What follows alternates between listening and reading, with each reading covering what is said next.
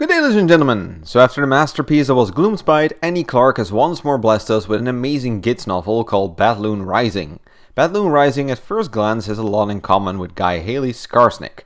Both follow a lowly run's rise to glory, both have a protagonist that is set apart by being a bit smarter than the average grot, and both also have a protagonist that gets a lot of power by owning a big angry monster.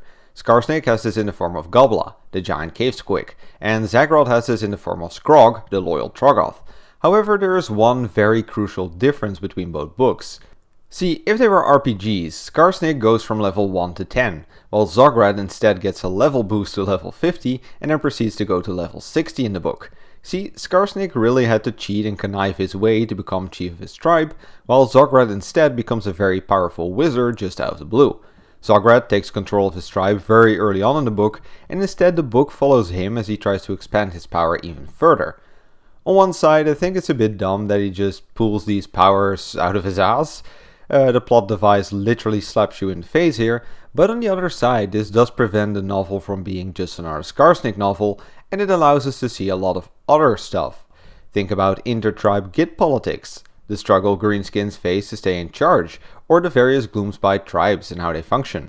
This book feels a lot like the second book of a series that has no first entry, which is a bit weird.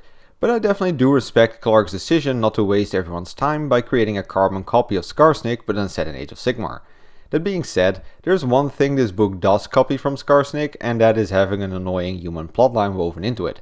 In this case, it's about a coven of witches that want to take control of a mysterious entity hidden in a mountain.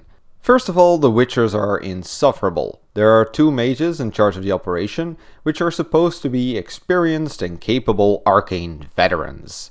But instead, they are just written like two whiny, incompetent teenagers. They throw temper tantrums, constantly blame everyone for their own mistakes, they are edgy as hell, and so on and so forth.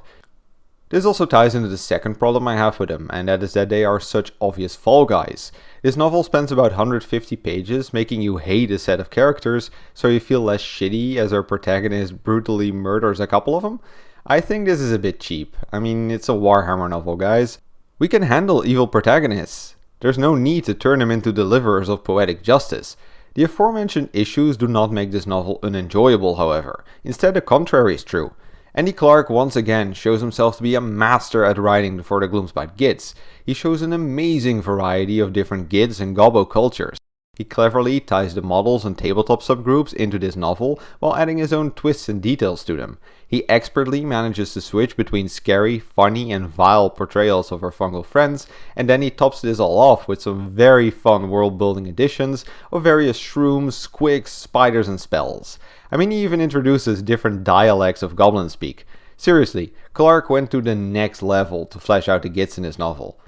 The characters and dialogue also deserve some praise. Zagrod himself is an absolute joy to read about.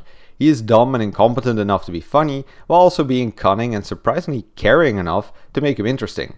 The Gobbapalooza is utterly hilarious, and if you didn't already want these models, the novel will certainly convince you otherwise.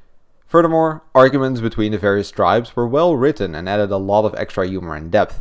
I didn't expect to fall in love with the characters of this novel so much, but I'd really like to see them return someday. So all in all, this novel gets a very well deserved 4 to 5 creepy shroom bugs. Bathelloren Rising is a very comedic rise to power story with some excellent dialogue and characters. The human plotline is a big annoyance, but the mind-blowing world building more than makes up for it. So yes, this is definitely a must read for all Goblin fans, and I'm really hoping this won't be the last we hear of Zagrod and Skrog.